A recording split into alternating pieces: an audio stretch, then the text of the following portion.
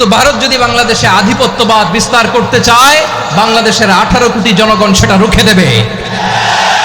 ভারত যদি গৌর গোবিন্দের ভূমিকায় নামতে চায়, দেশের 18 কোটি মুসলমান শাহজালালের ভূমিকায় নামবে। বন্ধুত্ব ইজ ওয়েলকাম, দাদাগিরি নয়। ঐক্যের কোনো বিকল্প নাই। গত 50 বছর তো দেখেছি এই ডিসইউনিটি, অনৈক্য, বিভেদ, বিচ্ছিন্নতা আমাদেরকে কোথায় নিয়ে গিয়েছে। এই যে দেখেন, কিছুদিন আগে আমাদের বর্তমান নেতা ডক্টর ইউনূস, উনি সব রাজনৈতিক নেতৃবৃন্দদেরকে ডেকেছেন একটা ইস্যুকে কেন্দ্র করে। তার মানে গোটা বাংলাদেশ এক হয়ে গিয়েছে। আমরা সবাই উদ্বেলিত হয়েছি, উচ্ছ্বসিত হয়েছি, ঠিক কিনা বলেন? রাজনৈতিক নেতাদেরকে ডেকেছেন উনি, আমরা এক হয়েছি। এরপরে ধর্মীয় অঙ্গনের যে লিডাররা, বিভিন্ন ধর্মের, শুধু মুসলিম না, সবাইকে ডেকেছেন, আমরা ঐক্যবদ্ধ হয়েছি। এটাকে বলে ন্যাশনাল ইউনিটি, জাতীয় ঐক্য। যে কোনো ধরনের কনস্পাইরেসি, ষড়যন্ত্র, আধিপত্যবাদ মোকাবেলায় জাতীয় ঐক্যের চেয়ে মোক্ষম হাতিয়ার আর নাই। আমাদের একটা প্রতিবেশী দেশ আছে, আমরা আমাদের দেশ নিয়ে যত ভাবি, তারা তার চেয়ে বেশি ভাবে। কথা বুঝতেছেন না? আরো ভেঙে বলতে হবে। হ্যাঁ, আমরা আমাদের দেশ নিয়ে যত উদ্বিগ্ন, এদের আরো টেনশন বেশি। বলেন, আমাদের দেশে শান্তি আছে না নাই? আমরা হিন্দু মুসলিমে কখনো দাঙ্গা লাগে? আসতে বলেন, কেন লাগে? ওদের পূজা পার্বণে আমাদের মাদ্রাসার ছেলেরা যে পাহারা দেয়, চিল্লায় বলেন ঠিক কিনা? আমাদের তাফসির মাহফিলের সময় ওরা ডিস্টার্ব করেন, ঢোল বাজায় না। ওদের পূজা পার্বণের সময় আমাদের তাফসির মাহফিলের ডেট হলে আমরা চেঞ্জ করে দেই। সুবহানাল্লাহ, কি সাম্প্রদায়িক সম্প্রীতির রোল মডেল। আর ওই বাংলাদেশের ব্যাপারে তারা অনেক ডিসইনফরমেশন ছড়াচ্ছিল। ভারতের অনেকগুলো গণমাধ্যম, আমি জেনারেলাইজ করব না, আমাদের প্রতিবেশী দেশের সব গণমাধ্যমকে আমি দোষ দিতে চাই না। অনেকগুলো গণমাধ্যম তারা ডিসইনফরমেশন শেয়ার করেছে। ডিসইনফরমেশন আর মিস ইনফরমেশনের পার্থক্য আছে। মিস ইনফরমেশন না জেনে ভুল বুঝে একটা মিথ্যা বা ভুল তথ্য ছড়িয়ে দেয়া, এটার ক্ষমা আছে, এটার কি আছে। আর ডিসইনফরমেশন মানে ইচ্ছা করে, প্ল্যান করে, ম্যাপ করে, ছক এঁকে মিথ্যা, গুজব, রটনা সোশ্যাল মিডিয়ায় ছড়ানো, এটার ক্ষমা আছে? আওয়াজ করে বলেন, ক্ষমা আছে? ভারতের কিছু গণমাধ্যম তাই করেছে, আমরা ব্যথিত হয়েছি, আমাদের হৃদয়ে রক্তক্ষরণ হয়েছে। আমাদের প্রতিবেশী দেশকে বলতে চাই, আমাদের দেশ নিয়ে আপনাদের ভাবার দরকার নাই। নিজের চরকায় তেল দেন, নিজের দেশ নিয়ে ভাবেন। গত মাসের ভয়েস অফ আমেরিকার রিপোর্ট, বাংলাদেশে সংখ্যালঘু জনগোষ্ঠী আগের চেয়ে বেশি নিরাপত্তা পাচ্ছে। Report voice of America, Muslim report নাকি? মুসলিম জরিপ, ভয়েস অফ আমেরিকা। কথা বুঝে নাই বোধহয়। ভয়েস অফ আমেরিকা কি আমাদের রিপোর্ট না? ভয়েস অফ আমেরিকার জরিপ, বাংলাদেশের সংখ্যালঘু জনগোষ্ঠী আগের চেয়ে ভালো নিরাপত্তা পাচ্ছে। শুধু এখানেই শেষ না, মাইক্রোসফটের একটা জরিপ শোনাই আপনাদেরকে। তারা সারা পৃথিবীতে গুজব, ভুয়া আর মিথ্যা নিউজ ছড়ানোতে কোন দেশ সেরা একটা রিপোর্ট করেছে। এর মধ্যে 1 নম্বরে এসেছে ভারতের নাম। মাইক্রোসফট তো মুসলমানরা চালায় না? কথা বোঝে নাই বোধহয়।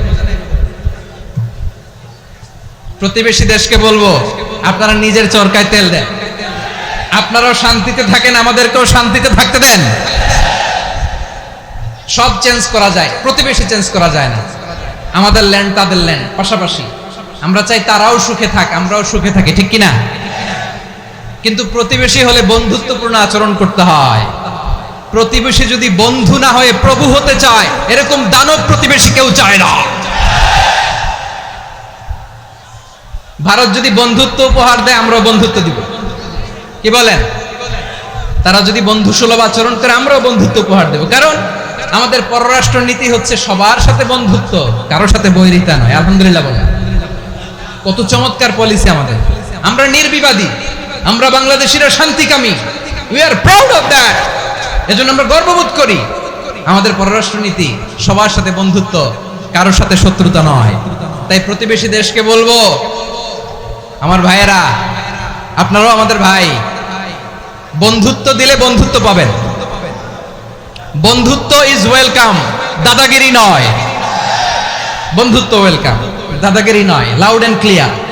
ভারত যদি বন্ধুত্ব দেখায় বন্ধুত্ব পাবে, কিন্তু ভারত যদি বাংলাদেশে আধিপত্যবাদ বিস্তার করতে চায়, বাংলাদেশের 18 কোটি জনগণ সেটা রুখে দেবে।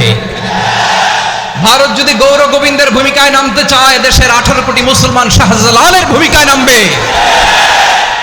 প্রিয় ভাইয়েরা, আমরা বন্ধুত্বে বিশ্বাসী, শত্রুতায় নয়, ঠিক কিনা বলেন? আল্লাহ আমাদেরকে বোঝার তৌফিক দান করুন।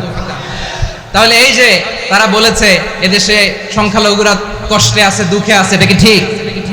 বলেন এটা কি ঠিক? না, তারা ডিস ইনফরমেশন শেয়ার করেছে, এটা ঠিক নয়। আমার প্রতিবেশী বন্ধু রাষ্ট্রকে বলবো আপনারা এটা করবেন না, এটা করবেন না। আমরা শান্তিতে আছি, আপনারাও শান্তিতে থাকেন, আমাদেরকেও শান্তিতে থাকতে দেন। এই যে চিটাগাংয়ের অ্যাডভোকেট আলিফ হত্যাকাণ্ডে গোটা বাংলাদেশ আমরা ধৈর্যের পরাকাষ্ঠা দেখিয়েছি, চিল্লায় বলেন ঠিক কিনা? আমাদের নেতা আমাদেরকে ডেকেছে, আমরা শান্ত থেকেছি। আমরা শান্ত থাকতে চাই, আমরা ঐক্যবদ্ধ থাকতে চাই। যে কোনো ষড়যন্ত্র রুখে দেওয়ার জন্য ঐক্যবদ্ধ প্রচেষ্টার কোনো বিকল্প নাই। এবার আওয়াজ করে পেকুয়ার ভাইয়েরা বলেন, আমরা ঐক্যবদ্ধ জীবনযাপন করতে চাই কি চাই না? আল্লাহ তাআলা সে নির্দেশনাই দিচ্ছেন। আল্লাহ তাআলা ইরশাদ করছেন, ওয়া'তাসিমু বিহাবলিল্লাহি জামিআন ওয়া লা তাফাররাকু ওয়াযকুরু নি'মাতাল্লাহি আলাইকুম ইয কুনতুম আ'দাআন ফাআল্লাফা বাইনা কুলুবিকুম فأصبحتم بنعمته إخوانا وكنتم على حفرة من النار فأنقذكم منها كذلك يبين الله لكم آياته لعلكم تهتدون الله أكبر পড়েন। আল্লাহ বললেন, ও গোলামেরা শোনো, ওয়া'তাসিমু বিহাবলিল্লাহি জামিআ, ও আমার গোলামেরা সবাই মিলে আল্লাহর রশিকে আঁকড়ে ধরো। আল্লাহর রশি হলো ইসলাম, আল্লাহর রশি হলো কোরআন। আল্লাহ বললেন কোরআনকে আঁকড়ে ধরো, ইসলামকে আঁকড়ে ধরো। একা একা আঁকড়ে ধরলে চলবে না, জামিআ সবাই মিলে আঁকড়ে ধরো। এই আদেশটা আমাদের জন্য দান করেছেন কে? আল্লাহ তাআলার নির্দেশ, ওয়া'তাসিমু বিহাবলিল্লাহি জামিআ, সবাই মিলে আল্লাহর রশিকে আঁকড়ে ধরো। হাবলুল্লাহ মানে আল্লাহর রশি। হাবলুল্লাহ মানে কি? রশি। এই হাবলুল্লাহ আল্লাহর রশি বা আল্লাহর রজ্জু দ্বারা উদ্দেশ্য হচ্ছে ইসলাম। আল্লাহর রশি দ্বারা উদ্দেশ্য কি? তাফসিরে অনেক ব্যাখ্যা এসেছে। এই এরকম পরিস্থিতিতে তাফসিরের সূক্ষ্ম সূক্ষ্ম বিষয়গুলো আমরা শোনাতে চাই, কিন্তু পরিবেশ হয়ে ওঠে না। আল্লাহর রজ্জু বা আল্লাহর রশি দ্বারা উদ্দেশ্য হচ্ছে ইসলাম। আল্লাহর রজ্জু বা আল্লাহর রশি দ্বারা উদ্দেশ্য হচ্ছে কোরআন। কারণ কোরআন আমাদেরকে ঐক্যবদ্ধ করে, ইসলাম আমাদেরকে ঐক্যবদ্ধ করে। চিল্লায় বলেন ঠিক কিনা? এজন্য আল্লাহ বললেন, তোমরা আমার রশিকে আঁকড়ে ধরো, বিচ্ছিন্ন হয়ে না। আমার দেয়া নেয়ামতগুলো স্মরণ করো। যখন তোমরা ছিলে শত্রু, তোমাদের মধ্যে হৃদয়ে আমি আল্লাহ ভালোবাসা ঢেলে দিলাম, ফলে তোমরা সবাই ভাই ভাই হয়ে গেলে। তোমরা সবাই ছিলে জাহান্নামের কিনারায়, জ্বলন্ত অগ্নিকাণ্ডের পাশে। আমি আল্লাহ দয়া করে ঈমানের বদৌলতে তোমাদেরকে আগুন থেকে ফেরালাম। আমি আল্লাহ দয়া করে তোমাদেরকে জান্নাতের পথ দেখিয়ে দিলাম। সুবহানাল্লাহ পড়েন।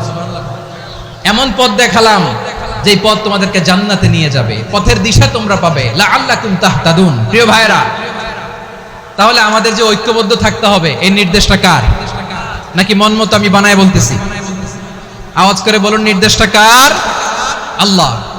তাহলে আমাদেরকে ঐক্যবদ্ধ জীবন যাপন করতে হবে। প্রিয় ভাইরা, ইসলাম আমাদেরকে ঐক্যবদ্ধ করে। ইসলাম আমাদেরকে কি করে? সংঘবদ্ধ করে, ঐক্যবদ্ধ করে। বিচ্ছিন্ন হওয়া যাবে না। বিরোধ, বিচ্ছিন্নতা, মতানৈক্য, এগুলো আমাদেরকে ধ্বংস করে, আমাদেরকে দুর্বল করে। আর আমাদের ঐক্যবদ্ধ প্রচেষ্টা আমাদেরকে বিজয়ের দিকে এক ধাপ এগিয়ে নেয়। চিল্লায় বলেন ঠিক কিনা? এজন্য আল্লাহ বললেন, ওয়া'তাসিমু বিহাবলিল্লাহি জামিআ, তোমরা আল্লাহর রশিকে আঁকড়ে ধরো, তোমরা ঐক্যবদ্ধ জীবন যাপন করো, তোমরা বিচ্ছিন্ন হয়েও না। বিচ্ছিন্ন হইলে লস, ঐক্যবদ্ধ হলে সেখানে কল্যাণ আছে না নাই?